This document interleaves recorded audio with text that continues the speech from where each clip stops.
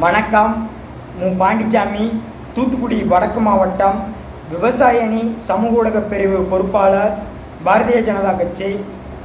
நேற்று திருவண்ணாமலை மாவட்டம் செங்கம் வட்டம் புதுப்பாளையம் ஒன்றியத்திற்குட்பட்ட பனையோலைப்பாடி என்ற கிராமம் அமைந்துள்ளது. அந்த கிராமத்தில் சுமார் 300க்கும் மேற்பட்ட பனைமரங்கள் வெட்டி எரித்து அழிக்கப்பட்டுள்ளது என்ற செய்தியை அறிந்தவுடன் மனதிற்கு வேதனை அளிக்கிறது. ஏனென்றால் அந்த பனையோலைப்பாடி கிராமத்தில் சுமார் 5000 நபர்கள் வசித்து வருகின்றனர். முழுக்க விவசாயம் சார்ந்த பகுதியாகவே அந்த பனையோலைப்பாடி கிராமம் இருந்து வருகிறது.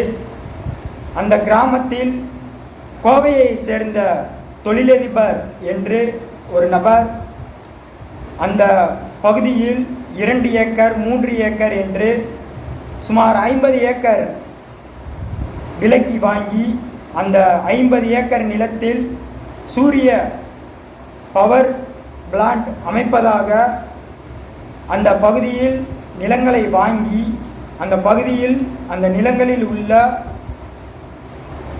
300க்கும் மேற்பட்ட பனைமரங்களை வெட்டி எரித்து அழித்துள்ளார்.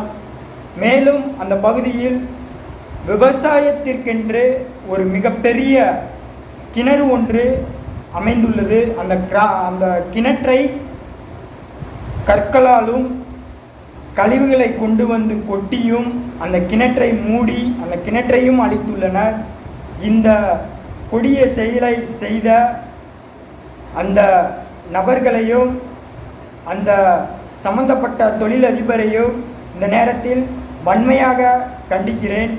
மேலும் தமிழக அரசுக்கு ஒரு கோரிக்கையை முன்வைக்கிறேன். என்னவென்றால், அந்த பகுதி முழுக்க விவசாயம் சார்ந்த பகுதி. மேலும் 300 பனைமரங்களை வெட்டி அழித்துள்ளனர். தமிழக அரசு உடனடியாக அந்த பகுதியில் அந்த சூரிய பிளான்ட் அமைப்பதற்கு தடை விதிக்க வேண்டும். மேலும் சம்பந்தப்பட்ட நபர்களை கைது செய்ய வேண்டும். அந்த சம்பந்தப்பட்ட நபர்களிடம்